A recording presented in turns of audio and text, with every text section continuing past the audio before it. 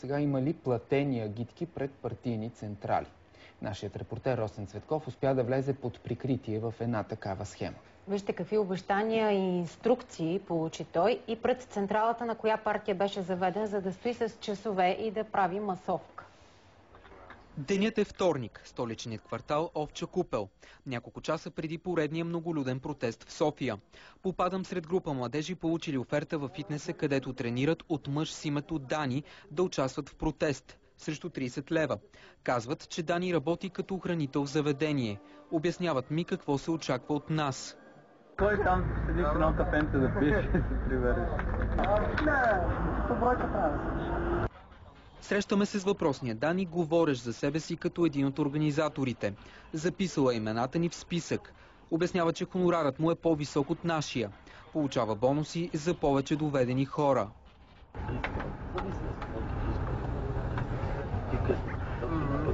Добре, ти искал, лично е пълно.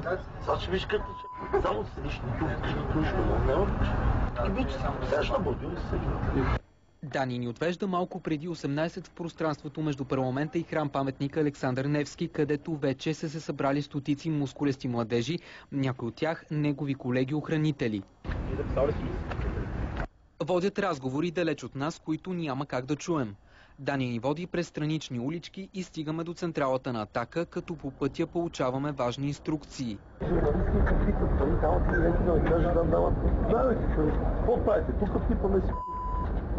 Ние няма който е татък, където са тия гитките, на който е взят и да ме. Отстрани си седиме, вие сте сме. Колкото е гитките, няма който е тия лески запад. Те си пак с нас, ама няма който там да млади тия. Абе, какво искаш им кажи, само да не да кажа, че... Как ти вземете, кажете, какво искате пак? А като върши всичко, тогава ли ще видим с тебе там? Блокираната улица е разделена на две от колата, върху която лидерът на Атака държи речи. Преминаваме без проблеми. Трябва да стоим само от едната страна, наблюдавани стриктно от Дани, който, както личи от записите ни, се познава добре с всички момчета наоколо. Този мъж, който общува с Дани, видяхме в блокираната зона още в понеделник. Беше и днес пред президентството.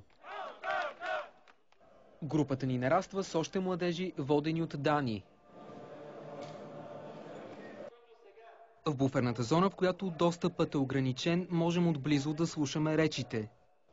Дани е в компанията на хората, с които преди няколко часа водеше разговори. 4 часа просто седим. Около 22 часа става ясно, че протестиращите са се насочили към централата на Атака. Казват ни да станем.